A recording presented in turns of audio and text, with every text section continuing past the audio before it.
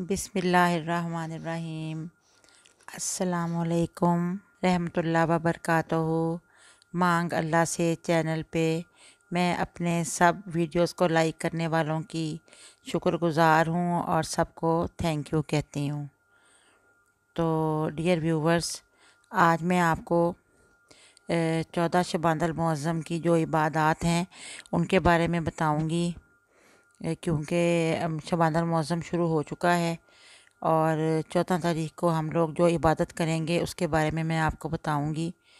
وہ اس طرح سے ہے کہ شعبان کی 14 تاریخ کو بعد نماز مغرب 2 رکعت آپ نفل پڑھیں، 2 رکعت نماز پڑھیں اور ہر رکعت میں سورہ فاتحہ کے بعد سورہ حشر کی آخری جو 3 آیات ہیں ان کو ایک ایک مرتبہ اور سورہ اخلاص کو 3 بار پڑھیں۔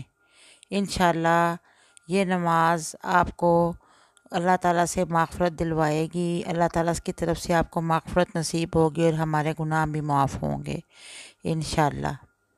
امید ہے کہ آپ کو سمجھ آ گئی ہوگی، میں نے اسکرین پر بھی آپ کو یہ نظر آ رہا ہوگا۔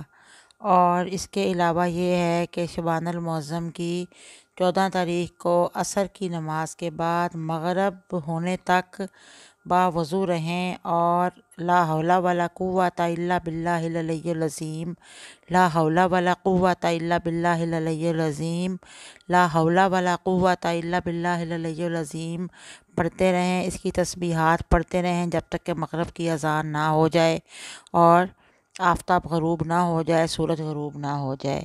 انشاءاللہ اس دعا کے پڑھنے والے کے 40 سال کے گناہ معاف ہوں گے، بلکہ 40 سال کے کیا ساری عمر کے گناہ معاف ہوں گے۔ اللہ تعالیٰ کی جو رحمت ہے وہ وسیع ہے، ہم تو گناہ گار ہیں، اس سے معافی مانگ سکتے ہیں۔ یہ تھے جو 14 شعبان المعظم کی عبادات جو میں نے آپ کو بتائی ہیں۔ آپ سب لوگ مجھے بھی دعاؤں میں یاد رکھیں۔ اب میں آپ سے اجازت چاہتی ہوں، اللہ حافظ، پھر ملاقات ہوگی انشاءاللہ۔ صلی اللہ علیہ وآلہ وسلم۔